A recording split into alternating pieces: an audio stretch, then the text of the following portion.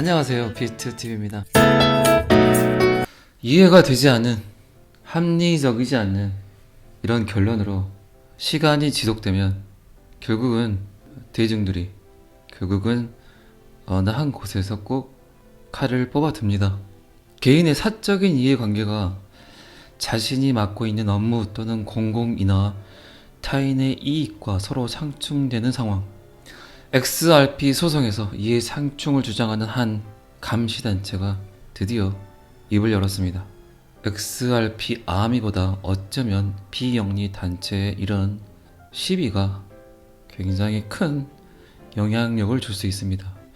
제가 몇 번 이야기 드렸지만 이제는 미 연준, 미 정부 그리고 SEC까지 싸잡아서 신뢰도가 아주 추락을 할 수 있습니다.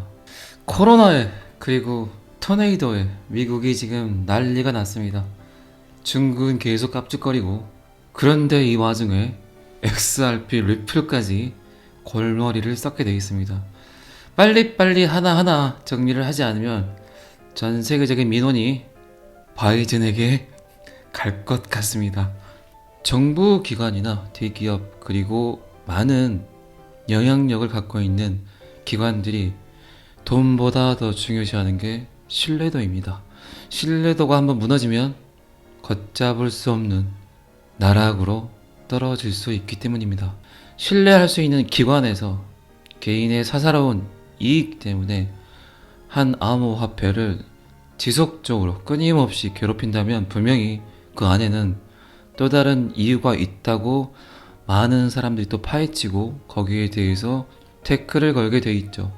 초등학교에서 소풍을 가기로 했는데 갑자기 비가 온다고 소풍을 밀어버리면 초등학생들이 어떤 생각들을 할까요? 그리고 정작 그날이 왔는데 비가 오지 않았다면 초등학생들도 난리가 날 상황입니다.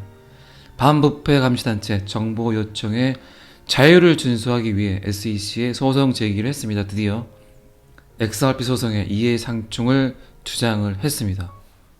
데일리 하들 기사입니다. 오늘 정부 감독을 전담하는 비영리 단체가 굉장히 어쩔 때는 무서워요. 아무런 이익을 바라지 않는 단체, 막가파란 얘기입니다.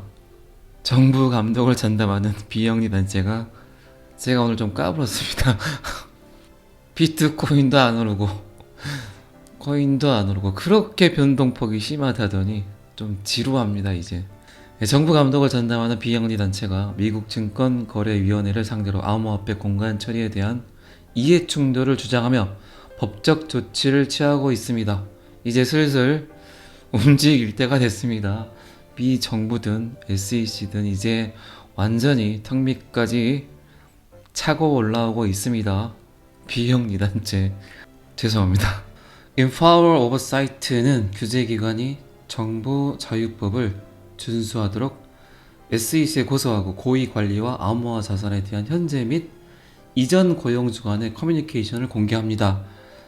라고 이제 써놨고, 이 Empower Oversight라는 곳은 이 내부자가 이런 사내에서 기관 안에서 낭비를 한다거나 아니면 사기 그리고 남용을, 특히 정부 및 기업의 불법 행위를 감시하는 이제 그런 기관이거든요. 그런데 이제 이곳에서 SEC를 향해 삿대질을 하고 있습니다. 그 안에 내용을 보시면 이게 참, 제가 몇 번 이야기 드렸잖아요. SEC에서 이더리움을 굉장히 옹호하고 이더리움을 너무 편애하지 않나, 내부자들이 이더리움을 많이 홀드하고 있다, 이런 이야기들을 제가 몇 번 드린 적 있잖아요. 아니나 다를까 이 XRP와 같은 디지털 자산을 증권으로 선언하고 이더리움과 같은 다른 자산을 비증권으로 지정함으로써 이해 충돌의 대상이 되었다고 주장을 했습니다. 전 SEC 최고 경영진인 윌리엄 힙만이 SEC에서 근무하는 동안 엔터프라이즈 이더리움 엘리언스와 연결된 법률 회사로부터 상당한 금액의 돈을 받았다고 주장하는 방법을 강조합니다. 그리고 이제 2018년 6월에 공식 연설에서 힙만이 이더리움은 증권이 아니라고 선언을 했습니다. 그 선언 이후 이더의 가치가 어마어마하게 올랐죠. 이제 우리가 그렇게 생각을 하는 XRP가 그럴 날이 곧 다가오고 있습니다. 그리고 이제 2020년 말에 게리 겐슬러에게 넘겼죠. 그리고 이제 휜마는 자신에게 돈을 줬던 그 회사로 다시 합류를 했다고 합니다. 이게 진짜 팩폭이죠, 팩폭. 권력을 쥔 자, 정보를 가진 자, 신뢰할 수 있는 제3자, 우리들이 생각했던 정말 신뢰할 수 있는 제3자들의 횡포죠. 비트코인이 이래서 나온 겁니다. 니네들의 노름에 더 이상 놀아나지 않겠다. 리만 브라더스, 파산, 서브프라임 모기지론, 저신용자들에게 거의 90%, 95% 그냥 길 가는 불황자에게도 대출을 해줘서 집을 사게 했던 그들의 무자비한 만행이었죠. 많은 미국 시민들이 믿고 있었던 리만 브라더스라는 회사가 그들 마음대로 정말 직장도 없고 갚을 능력이 전혀 없는 이들에게 그 많은 돈을 대출을 해줬죠. 그리고 이제 파산을 했죠.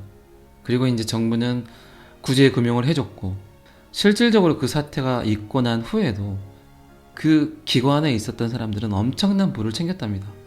자기네들의 잘못인데 정부는 구제 금융을 해주고 왜 대출을 해줬을까요? 이 저신용자들에게.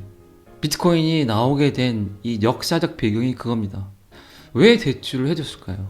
땅값은, 집값은 무조건 오른다는 명제하에 빌려준 겁니다. 그런데 집값은 오르지 않고 시간은 가고 이자는 내야 되고 사람들은 2금융권, 3금융권, 사채까지 끌어다 쓰면서 그걸 막을 했지만 결국 막지 못했잖아요. 그 여파로 우리나라까지 그때 신용금고 30여 개가 문을 닫았습니다. 이게 미국의 정말 거지같은 기축통화국의 만행이죠. 이게 싫어서 나온 게 비트코인입니다. 사토시 나카모토. 더 이상 니들에게 내 돈을 맡기지 않겠다. 이 무능한 많은 사람들이 생각하는 신뢰할 수 있는 제3자들의 횡포. 정말 니네들 없이 디지털 안에서 보증기관이 없이 P2P 거래가 가능하다면 굳이 니네들이 필요 없잖아. 우리나라도 마찬가지죠. 정말 고급 정보들을 가지고 땅을 사고 아파트를 또 사고, 왜 그들은 다 알고 있잖아요. 어디 땅값이 오른다는 거를. 정말 피해를 보는 건 그냥 소시민, 아침 7시부터 나가서 10시까지 일하는 파김치가 돼서 돌아오는, 도저히 평생 동안 자기 봉급으로는 집 한 채도 가질 수 없는 그런 분들만, 그런 분들의 호주머니만 결국 계속 마이너스란 얘기입니다. 그래서 나온 게 비트코인입니다. 그리고 SEC 의장, 그 당시 SEC 의장이죠. 제이 크레이턴이 비트코인이 유가증권이 아니라고 공개적으로 선언을 하여 가격이 상승한 방법을 언급합니다. 법원 문서에 따르면 크레이턴은 SEC를 떠나 비트코인과 이더리움을 독점적으로 다루는 암호화 헤지 펀드인 원 리브 에셋 매니지먼트에 합류했습니다. 아주 나쁜 놈들이죠. 이제 모든 것이 만천하에 드러날 때가 왔습니다. SEC, 리플, 비트코인, 이더리움 최후의 승자는 결국 누가 될까요? 여러분들이 잘 판단하시기 바랍니다. 그래서 저는 잘 모르지만, 아무것도 모르지만, 아무것도 아닌 유튜버지만 그냥 저는 XRP 방송을 합니다. 이제 소송의 실마리가 마지막으로 풀리고 있습니다. 이거를 무조건 해결해야 될 겁니다. 옷을 벗던가 아니면 니네들끼리 꾸민 음모론을 빨리 오픈을 하던가. 아주 이제 타당성들이 생기죠. 이더리움이 다시 SEC에 불려간다. 비트코인도 이거 믿을 수가 없다. 중국이 있기 때문에. 그러면 결국 승자는 점점 여러분들이 지금 생각하고 있는 그거예요. 제가 따로 언급을 안 할게요. 여러분들이 생각하는 그게 결국은 승자가 될 겁니다. 시나리오를 잘 맞춰보세요. 어떤 이야기든 어떤 스토리들이 점점 각본처럼 이렇게 짜 맞춰지는 기분입니다. 저만 그런 기분이 드는 건가요? 그리고 또 말씀드리지만 저는 여러분들을 설득하고 싶은 생각이 1도 없습니다. 그리고 뭔가를 사라고 종용하고 싶은 생각도 없습니다. 왜 제가 이 말 해가지고 리플에게 뭘 받는 사람이 아니기 때문입니다. 그러나 제가 아는 아주 얇은 지식으로 제가 아는 것들을 그냥 공유할 뿐입니다. 리플을 사지 마세요. 리플을 사지 말라고 분명히 말씀드렸습니다. 리플을 사시든 말든 그거는 여러분들의 몫입니다. 똑똑한 소비자는 리플을 얻습니다. 그러나 비트코인, 이더리움이 사라지겠습니까? 절대 사라지지 않습니다. 그리고 리플도 절대 사라지지 않습니다. 그 외 코인들은 솔직히 잘 모르겠습니다. 오늘은 여기까지 하겠습니다. 구독과 좋아요는 항상 저를 힘나게 합니다. 감사합니다. 비트TV였습니다.